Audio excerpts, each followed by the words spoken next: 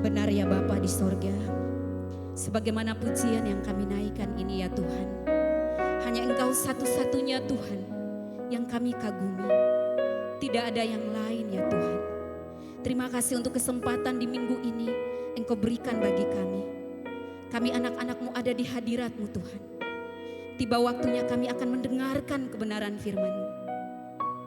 Engkau Allah yang tak terbatas, datang berbicara bagi kami yang terbatas ini Tuhan. Singkapkanlah rahasia kebenaran-Mu ya Bapa, supaya kami semua boleh memahami kebenaran-Mu. Dan biarlah di dalam kekuatan kuasa Roh Kudus-Mu, mampukan kami supaya kami melakukan firman-Mu dalam hidup kami. Kami semua yang akan mendengarkan Tuhan, Engkau kuduskan, sucikan kami. Di dalam nama Yesus, firman Allah yang hidup, kami siap diberkati. Amin. Jemaat Tuhan silahkan duduk. Puji Tuhan, shalom. Sekali lagi shalom. Mari kita berikan senyuman di samping kiri kanan kita. Setiap hari Minggu kita datang, pastinya kita akan mendapatkan sukacita dari Tuhan ya. Dan senantiasa di mana saja kita berada, selalu pasti ada sukacita. Puji Tuhan, kita akan belajar hari ini. Pertama-tama saya mengucapkan syukur kepada Sang Gembala Agung Tuhan Yesus Kristus yang boleh mempercayakan saya untuk menjadi saluran berkat pada hari ini. Dan berterima kasih untuk Bapak Gembala yang tidak ada saat ini, tapi juga ada teman-teman rekan sekerja pengurus dari GAB Kelapa Gading yang juga mempercayakan saya untuk boleh menjadi saluran berkat. Mungkin jemaat Tuhan ada yang belum mengenal saya Ibu Pendeta Yani Kase, asli dari Nusa Tenggara Timur, dan saya sudah ada di GAB dari tahun 2012 sampai saat ini. Puji Tuhan. Baik, kita akan belajar kebenaran firman Tuhan. Mari hari ini kita akan belajar dari Roma pasal yang pertama. Roma pasal yang pertama, ayat yang ke-16 hingga ayat yang ke-17. Kemudian kita akan membaca Galatia pasal yang pertama, ayat yang ke-6 hingga ayat yang ke-8. Kita melihat dulu di Roma pasal yang pertama, ayat yang ke-16 hingga ayat yang ke-17. Lembaga Alkitab Indonesia memberikan tema atau judul Injil itu kekuatan Allah. Ayat 16 hingga ayat 17. Sebab aku mempunyai keyakinan yang kokoh dalam Injil, karena Injil adalah kekuatan Allah yang menyelamatkan setiap orang yang percaya, pertama-tama orang Yahudi tetapi juga orang Yunani. Ayat yang ke-17, sebab di dalamnya nyata kebenaran Allah yang bertolak dari iman dan memimpin kepada iman, seperti ada tertulis, orang benar akan hidup oleh iman. Amin. Sekarang kita akan baca lagi Bapak Ibu, Galatia pasal yang pertama, ayat yang ke-6 hingga ayat yang ke-8. Saya akan bacakan. Lembaga Alkitab Indonesia memberikan tema atau judul Hanya Satu Injil. Ayat 6, aku heran bahwa kamu begitu lekas berbalik daripada Dia yang oleh kasih karunia Kristus telah memanggil kamu dan mengikuti suatu Injil lain. Yang sebenarnya bukan Injil, hanya ada orang yang mengecaukan kamu dan yang bermaksud untuk memutarbalikkan Injil Kristus. Tetapi sekalipun kami atau seorang malaikat dari sorga yang memberitakan kepada kamu suatu Injil yang berbeda dengan Injil yang telah kami beritakan kepadamu, terkutuklah dia. Demikianlah jauh kebenaran firman Tuhan, dan berbahagialah setiap anak-anak Tuhan, orang percaya yang mendengarkan firman Tuhan dan melakukannya dalam kehidupannya setiap hari. Amin.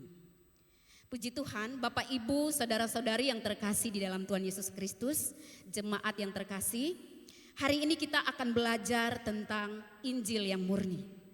Saya membaca sebuah artikel tentang nilai uang. Untuk kita membandingkan uang yang palsu dan uang yang asli, kita tidak perlu fokus untuk kita begitu meneliti uang yang palsu. Tetapi artikel itu menjelaskan bahwa kita hanya fokus untuk meneliti Injil yang murni atau maaf, kita meneliti uang yang asli tersebut. Demikian juga Injil. Yesus berkata di dalam Matius 24 bahwa di hari-hari terakhir mendekat kedatangan Kristus kali yang kedua, akan muncul nabi-nabi palsu, ajaran-ajaran sesat.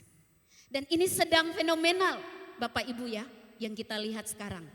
Begitu masif, apalagi dengan sosial media yang sudah begitu gampang untuk mengupdate. Dan kita juga bisa mengirim, dan dalam hitungan detik kita sudah bisa menonton.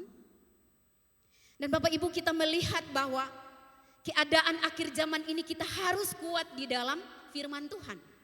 Maka ada satu lagu dulu yang saya suka juga. Zaman sekarang berjagalah, lihat dunia sedang bergelora. Kedengaran sini sana banyak kabar menggemparkan. Berlindung pada sabda Allah. Maka hari ini kita akan belajar Injil yang murni. Kita tidak perlu fokus karena Yesus berkata bahwa memang di akhir zaman akan muncul ajaran-ajaran sesat dan kita tidak bisa menghindarinya. Tetapi yang perlu menjadi fokus kita adalah hidup tetap di dalam Injil yang murni itu. Untuk itu kita akan belajar apa itu Injil yang murni.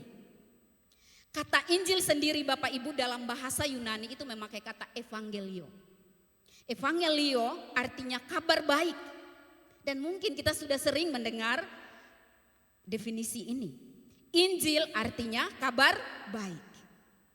Kabar baik yang berbeda dengan kabar-kabar yang ada di dunia ini. Mungkin ada kabar baik yang ada di dunia ini. Kabar baik karena menikah.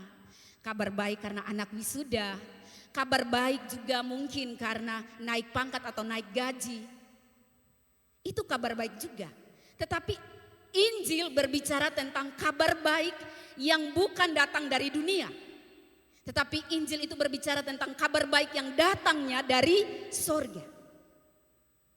Untuk itu kita perlu memahami arti kata Injil yang murni itu. Atau Injil yang sesungguhnya. Kita tidak fokus pada Injil-Injil lain.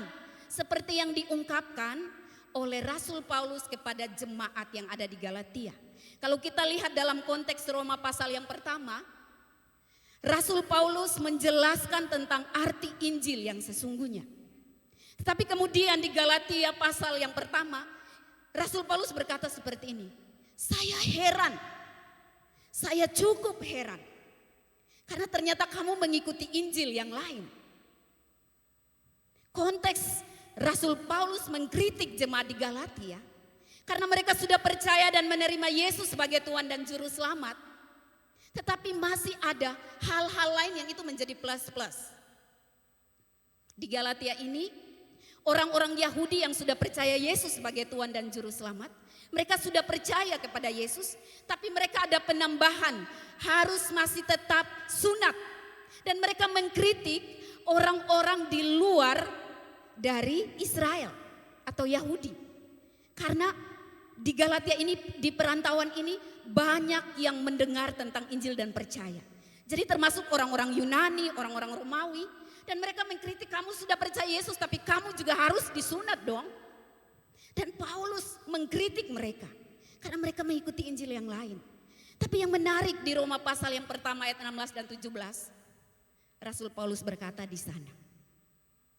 Injil itu adalah kekuatan Allah. Injil kekuatan Allah yang seperti apa?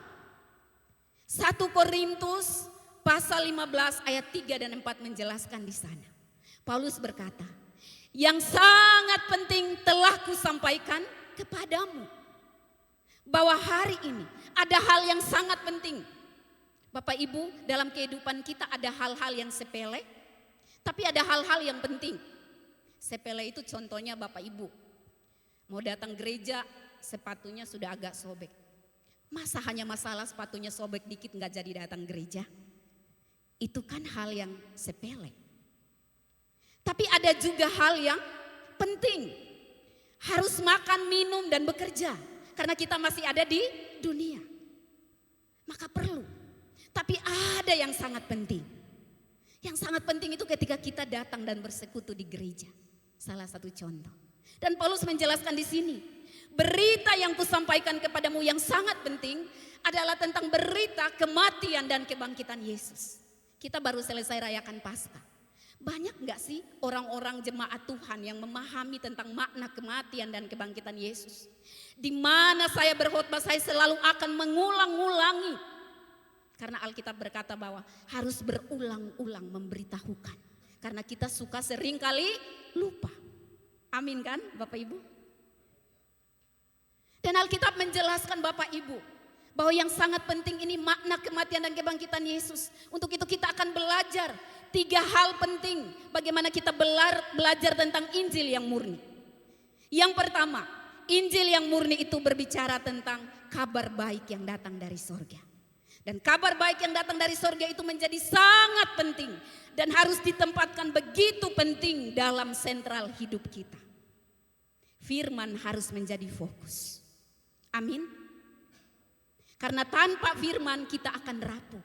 Jangankan kita, murid-murid Yesus pun sekelas Petrus saja menyangkal. Apalagi kita, belum lagi yang kalau belum baca firman Tuhannya tiap-tiap hari. Sekali datang tantangan, KO langsung. Nah, hari ini kita akan belajar Bapak Ibu. Berita yang sangat penting itu berbicara tentang makna kematian dan kebangkitan Yesus. Saya akan cepat. Yang pertama, harus jemaat paham bahwa Yesus telah mati dan dia kematiannya sudah menghancurkan kuasa maut. Hai maut, di manakah sengatmu? Maka orang yang sudah sungguh-sungguh percaya Yesus, ketika dia buka hati terima Yesus sebagai Tuhan dan Juru Selamat, tidak mungkin dia mati, dia akan ke neraka. Karena Yesus sudah mengalahkan maut. Tapi ini bagi mereka yang sungguh-sungguh percaya. Dan sungguh-sungguh percaya ini bukan seperti membalikan telapak tangan. Karena ada ayat lain di Wahyu juga bahwa nama kita sudah tercatat di kitab kehidupan. Tapi ingat, bisa juga dihapus nama kita. Jadi ini bicara tentang percaya dan bertindak. Menghidupi Injil itu dalam hidup kita. Ini sangat penting. Yang kedua, Yesus sudah mati dan dia sudah bangkit. Kebangkitannya itu penting Bapak Ibu. Dia mati saja itu penting dan bangkit itu menjadi bukti. Dia sudah mati dan bangkit, dia membuktikan bahwa dia menang atas dosa. Jadi orang yang sudah percaya Yesus tidak mungkin dia hidup di dalam dosa itu berulang-ulang. Waktu dia lakukan satu dosa, Roh Kudus sudah ada dalam hidupnya waktu dia percaya terima Yesus. Mana mungkin dia melakukan dosa itu berulang-ulang. Kalau dia melakukan dosa itu berulang-ulang, dia harus datang kepada para hamba-hamba Tuhan untuk minta didoakan. Dilayani secara pribadi. Kemungkinan ada dosa-dosa kedagingan yang perlu dibereskan. Yakobus pasal 5 menjelaskan. Jikalau ada di antara kamu sakit, haruslah saling mengaku dosamu. Itu tidak bicara saja sakit fisik, tetapi sakit secara batin atau rohani. Amin ya jemaat Tuhan. Memang akhir-akhir ini gereja-gereja Tuhan kita harus hidup dalam Injil yang murni. Tapi yang ketiga, Yesus juga sudah bangkit. Dia mati dan bangkit mengalahkan kuasa iblis. Maka tidak ada lagi. Kolose pasal yang kedua ayat 15 menjelaskan semua pemerintahan-pemerintahan ini sudah dihancurkan. Maka kalau ada anak-anak Tuhan yang masih hidup, yang sudah percaya Yesus, maaf, dan dia mengaku dia adalah anak Tuhan tapi masih percaya pada sio-sio. Masih percaya pada yang di sana tuh ada ini. Jalan kemana-mana masih bawa paku dan peniti. Ini perlu dipertanyakan. Karena kita yang sudah percaya Yesus sudah dibebaskan. Kita hidup tidak lagi diikat oleh kekuatan dosa. Si jahat tidak bisa berkuasa. Menyerang, mengintimidasi masih bisa. Tetapi untuk dia menguasai kita dan dia menang atas kita tidak mungkin. Karena Yesus sudah menghancurkannya. Amin. Yang keempat, Yesus juga sudah mati dan dia sudah bangkit. Dia sudah menghancurkan yang namanya kuasa sakit penyakit. Amin ya. Hari ini ada seorang ibu yang datang dari Papua. Baru sampai mengalami kanker serviks. Dan saya berjumpa dengan dia waktu di Nabire. Dan saya bilang, Jikalau imanmu sebesar biji sesawi, engkau sanggup memindahkan gunung. Nothing impossible with our God. Dan hari ini, tanggal 24 nanti, dia akan dioperasi. Dan saya bilang tetap percaya. Bahkan Yesus berkata sekalipun orang yang sudah percaya, sekalipun dia mati secara fisik, dia tetap hidup. Rohnya tetap hidup, Bapak Ibu. Firman yang meneguhkan. Maka Yesus berkata, oleh bilur-bilur darah Yesus, kamu telah menjadi sembuh. Tuhan berkata melalui Petrus. 1 Petrus 2 ayat 24.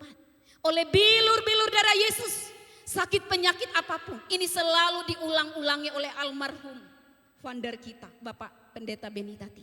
Oleh bilur-bilur darah Yesus, kamu menjadi sembuh. Tapi juga yang kelima, Yesus, kabar baik itu berbicara bahwa Yesus telah mati, dia telah bangkit, dan dia sudah menghancurkan kuasa masalah pergumulan hidup kita. Amin. Jadi hai anak-anak muda, jikalau belum dapat teman hidup, berdoa. Amin. Ada masalah, jangan sampai bunuh diri. No. Karena Yesus sudah mati dan sudah bangkit. Dia sudah menghancurkan kuasa masalah pergumulan hidup. 1 Korintus 10 ayat 13 berkata, pencobaan-pencobaan yang kamu alami adalah pencobaan biasa yang tidak akan melebihi kekuatanmu. Your God, Tuhanmu memberikan kamu jalan keluar dan kekuatan untuk kamu menanggungnya. Ini menarik. Dia berikan jalan keluar, tapi dia juga izinkan untuk kita menanggung masalah itu. Maka jangan selalu berdoa, Tuhan tolong ambil masalah ini. Kalau Tuhan gak mau ambil, dia mau pakai masalah itu untuk membentuk karakter kita menjadi serupa dengan Yesus. Mau apa? Kita harus berdoa juga. Tuhan berikan saya jalan keluar, tapi juga berdoa Bapak Ibu. Berikan saya kekuatan untuk saya menanggung pergumulan ini. Jikalau ini baik menurut kehendak. Bukankah Yesus berdoa di Taman Getsemani? Di doa pertamanya dia berkata, kalau bisa cawan ini lalu daripadaku. Tapi di bagian yang kedua dia juga berkata, kalau memang harus aku minum cawan ini, jadilah menurut kehendakmu. Maka kita juga percaya Bapak Ibu, kita semua setiap hari tidak mungkin luput daripada masalah. Ada saja pergumulan. Tapi Tuhan berkata, kita diberikan tidak akan melebihi kekuatan kita. Ini kabar baik. Amin. Kabar baik dari Tuhan itu tidak berbicara hal-hal yang hanya sementara di dunia, tapi dia lebih fokus pada hal-hal yang bersifat kekal. Maka anak Tuhan kalau paham ini, dia jalan kemana saja, dia percaya diri. Saya anak kerajaan sorga, saya hadir di dunia ini untuk saya menjadi berkat. Dia tidak mungkin tunduk, dia akan angkat wajahnya. Dia bermegah di dalam Tuhan karena dia punya Allah yang hebat. Yang kedua, Bapak Ibu, Injil yang murni itu berbicara tentang tindakan iman. Amin. Sekali lagi, Injil yang murni, kalau yang tadi pertama adalah kabar baik. Bahwa Yesus sudah mati, dia sudah bangkit menghancurkan maut, menghancurkan dosa, menghancurkan si jahat. Dia sudah menghancurkan masalah pergumulan hidup kita, sakit, penyakit. Maka yang kedua, Injil yang murni berbicara tentang tindakan iman. Yakobus pasal yang kedua ayat 17 berkata, ayat ini sudah sering kita dengar. Iman tanpa perbuatan pada hakikatnya adalah mati. Maka kalau seorang dia berkata dia beriman kepada Tuhan, tapi tanpa ada tindakan nyata, mana mungkin iman dia itu hidup. Di dalam Roma 10 ayat yang ke-17 berkata, iman timbul dari pendengaran akan firman Kristus. Firman Kristus berbicara tentang bongkar dosa.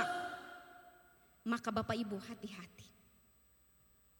Di dalam 1 Timotius pasal yang keempat menjelaskan di sana bahwa di akhir zaman akan banyak orang mengumpulkan guru-guru palsu untuk memuaskan pendengaran mereka. Tetapi mereka lupa bahwa Injil yang murni itu berbicara tentang membongkar dosa. Tidak ada pribadi yang lain yang bisa menyelesaikan dosa selain Kristus. Maka sekelas apapun kita berbuat baik, dosa gak bisa diselesaikan. Yesaya 64 ayat 4 berkata, kesalehan manusia di mata Allah hanya seperti kain kotor. Maka tidak ada yang perlu kita sombongkan Bapak Ibu. Kita hanya bisa berkata terima kasih Tuhan engkau baik. Terima kasih Tuhan kalau hari ini aku diberikan pujian, aku diberikan A+, itu semua karena kasih karunia Tuhan. Hanya Allah saja yang mengerjakan semuanya itu dalam hidup kita. Maka iman berbicara tentang tindakan. Bagaimana kita bertindak, tindakan yang seperti apa? Iman yang sejati itu yang seperti apa? Iman yang sejati dijelaskan di sini bahwa dimulai dari pendengaran akan firman Tuhan. Maka kalau seseorang dia hidup di dalam firman, Bapak Ibu lihat. Dia berjalan satu hari dalam pergumulan dia seberat apapun, dia pasti sanggup untuk menjalaninya. Karena dia berjalan dasarnya adalah firman. Maka setiap pagi Bapak Ibu waktu kita bangun pagi, sesibuk apapun harus mendahulukan Tuhan. Itulah orang yang mengandalkan Tuhan. Ada seorang teolog yang dia mendefinisikan ada 3 pola manusia. Ada jenis manusia pertama dia memakai pola Allah. Waktu dia bangun pagi, dia akan berdoa dulu, dia baca Alkitab, dia menyembah Tuhan, dia bekerja dan dia menikmati hasil dari pekerjaannya. Tapi ada pola kedua, pola manusia. Dia tidak perlu berdoa, tidak perlu baca firman, tidak perlu menyembah Tuhan. Dia bangun pagi langsung bekerja dan dia juga tetap menikmati hasil. Keren kan? Tapi ada bedanya. Pola pertama dan pola kedua, orang yang dia mengandalkan Tuhan, dia mendahulukan Tuhan. Sekecil apapun berkat pekerjaan yang dia dapat, pendapatannya, hatinya penuh dengan ucapan syukur kelimpahan. Dia ngerjain apapun dan itu masih gagal, dia tetap akan bersyukur. Beda dengan orang yang mengandalkan kekuatan dirinya sendiri, pola yang kedua. Dia bekerja dengan keras tapi terasa hampa di dalam dirinya. Coba Bapak Ibu tes, pulang gak usah baca firman Tuhan, gak usah seminggu deh. Seminggu udah parah pastinya. Sehari aja pasti sudah gelisah. Kenapa gelisah? Karena Roh Kudus sudah hidup di dalam kita. Amin. Dan Roh Kudus itulah yang mengingatkan kita. Anakku, belajarlah firman Tuhan. Dahulukanlah aku. Tuhan mau seperti itu. Tapi ada pola yang lebih nyeri lagi tuh. Lebih simple. Yaitu pola setan. Pola setan itu Bapak Ibu tidak perlu berdoa, gak perlu kerja. Tinggal menikmati hasil. Ya tinggal dia tipu-tipu, tinggal dia korupsi. Tapi dalam secepatnya dia pasti akan tergelincir dan jatuh. Mazmur 73. Orang-orang yang mengandalkan pola manusia dan pola setan dipastikan hidupnya tidak ada kepuasaan. Tapi orang yang mengandalkan Tuhan, dia pasti dipenuhi dengan kelimpahan. Bahkan waktu dia ada di titik terendah. Amin Bapak Ibu. Untuk itu kita belajar kebenaran firman Tuhan. Bahwa Injil yang murni berbicara tentang tindakan. Mari bertindak dengan mengandalkan Tuhan senantiasa. Dan Tuhan meminta seluruh aspek hidup kita. Maka kalau berbicara tentang penyembahan yang sesungguhnya itu berbicara tentang seluruh hidup kita 24 jam kita persembahkan kepada Tuhan. Dan saya pikir saya yang berdiri di atas ini pun belum ya Bapak Ibu. Kita perlu terus bergantung kepada Tuhan. Ini begitu penting untuk kita pahami. Tapi juga kita melihat Bapak Ibu, iman perlu ada tindakan nyata. Setelah kita berdoa Bapak Ibu, kita juga harus bertindak. Kalau kita sudah berdoa, kita harus bertindak. Doakan apa yang kita kerjakan. Amin ya. Dan kerjakan juga apa yang kita doakan. Kalau misalnya nyusun skripsi, terus doa tapi enggak nyusun skripsi, ya enggak akan jalan-jalan juga skripsinya. Tapi kalau nyusun skripsi juga tapi enggak doa, ya pasti mentok juga. Jadi memang ini contoh kecil. Di sini siapa yang susun skripsi ya? Pasti ada ya. Oke. Nah, mari kita belajar di sini. Bahwa harus ada tindakan. Setelah kita mendengarkan firman Tuhan di gereja, kita pulang, kita mengaplikasikannya dalam hidup kita. Itu yang Tuhan mau. Bapak Ibu, saya mau kesaksian sedikit karena ini berbicara tentang tindakan iman.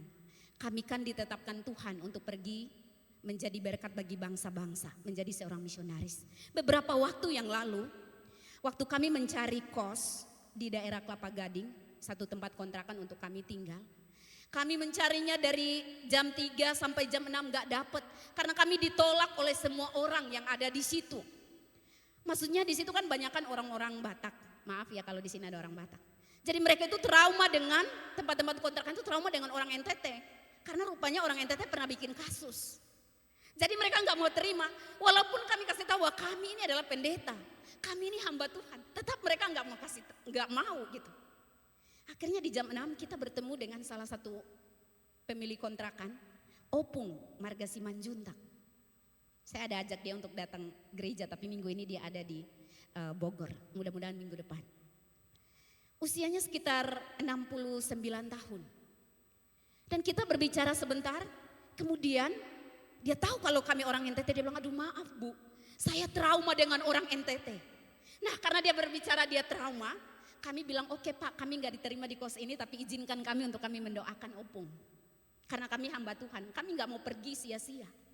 Kami harus doakan Opung. Dia bawa kami naik di rumahnya yang di lantai 2, kita doa. Selesai doa, kita pulang, kita pastikan menceritakan tentang Injil yang murni kepada dia. Kita berbicara bahwa ketakutan itu bukan, trauma itu bukan berasal dari Tuhan. Itu hanya intimidasi si jahat. Dan dia menangkap itu dengan baik. Minggu besoknya sekitar 4 hari dia hubungi kami dan dia bilang, saya mau Ibu Yani dan Pardi datang ke tempat saya. Saya punya kos itu ada sekitar 60 kamar. Silakan Pak Ardi dan Ibu Yani pilih salah satu kamar dan gratis saja sampai kapan kalian mau berangkat, tinggal saja atau pulang ke Indonesia silahkan. Tapi karena kami sudah pindah di Cakung Bapak Ibu, kami tidak mau. Karena kami mengasihi orang-orang Betawi yang ada di Cakung. Karena kami satu-satunya yang tinggal di tengah-tengah mereka dan mereka semua orang Betawi. Kami memutar lagu-lagu rohani, mereka juga ikut menyanyikannya. Dan kami memilih untuk tidak datang ke tempat Opung. Dan pada akhirnya Bapak Ibu, yang menarik di sini, kemarin kami pergi dan berkunjung lagi kali yang keempat. Dia berkata seperti ini, karena dia bilang apa pergumulan kalian? Kami bilang doakan Opung karena kami rencana akan mau pergi ke Kalimantan untuk mobilisasi misi. Sambil menanti untuk kami belajar bahasa Inggris dan Tuhan berkehendak tahun depan kami akan masuk dalam training dan kami diutus ke negara Turki. Kemudian Tuhan menggerakkan hati dia.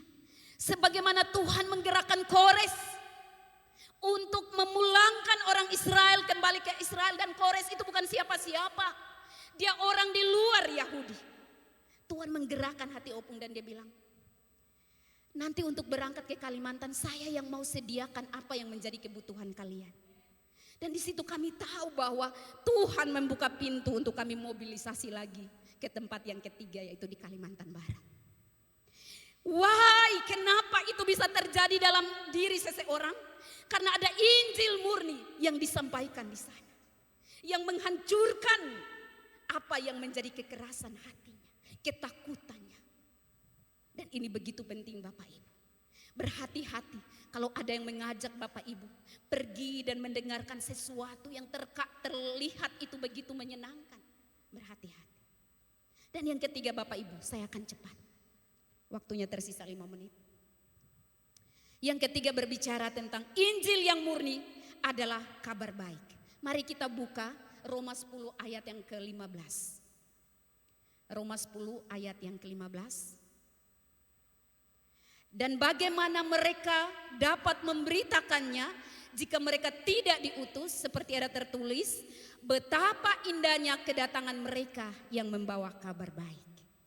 Kalau ada tindakan iman, maka Bapak Ibu, Tuhan menghendaki bahwa seseorang yang menikmati Injil murni dalam hidupnya, dia tidak hidup untuk dirinya sendiri. Dia tidak egois untuk memikirkan dirinya sendiri. Lo peduli dong sama gue. Lu perhatiin dong sama gue.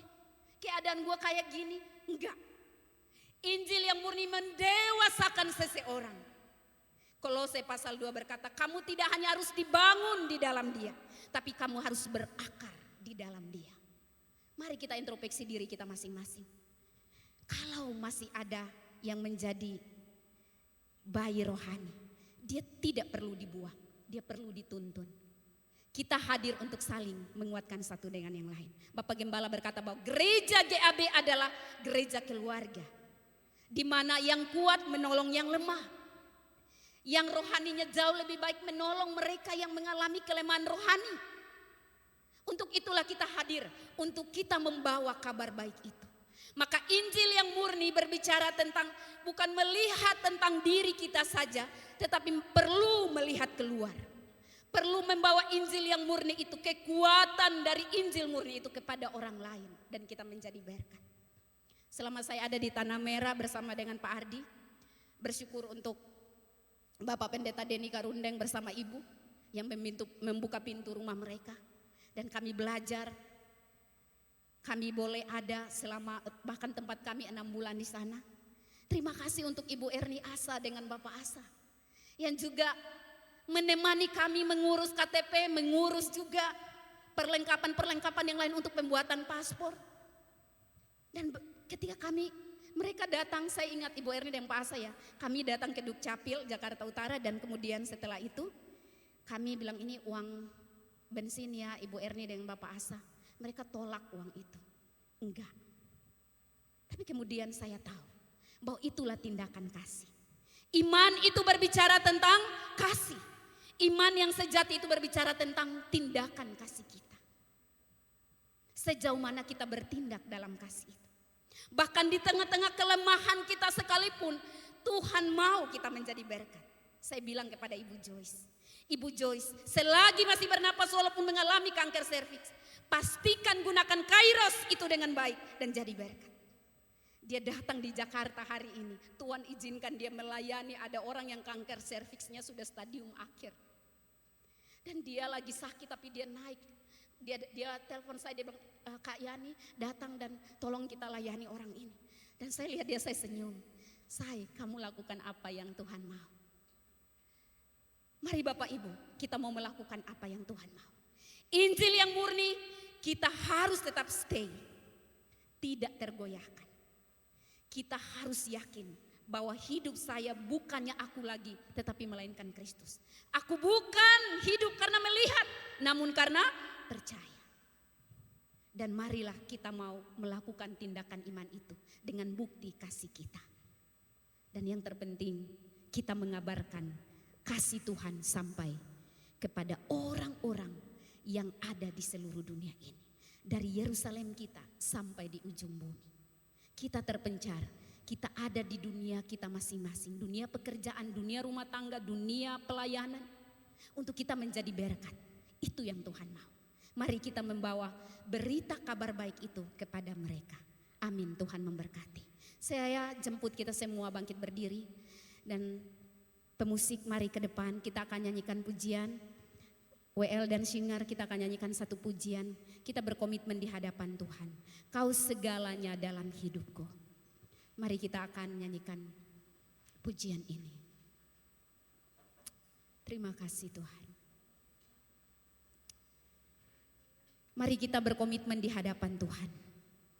Jikalau mungkin di hari-hari yang kemarin ada keraguan, ada ketakutan, atau kita goyah dengan iman kita karena mendengar dari sana sini berita-berita, ajaran-ajaran yang tidak menyenangkan.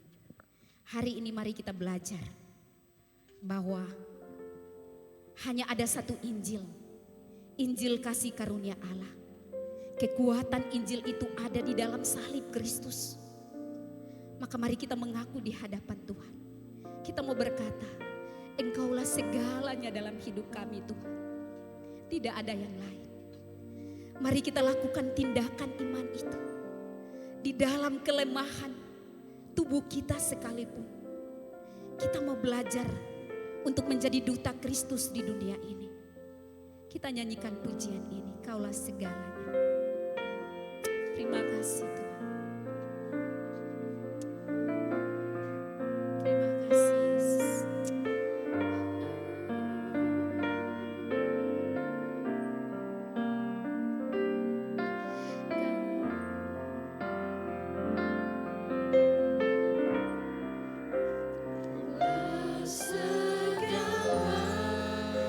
Engkau segalanya dalam hidup kami Tuhan.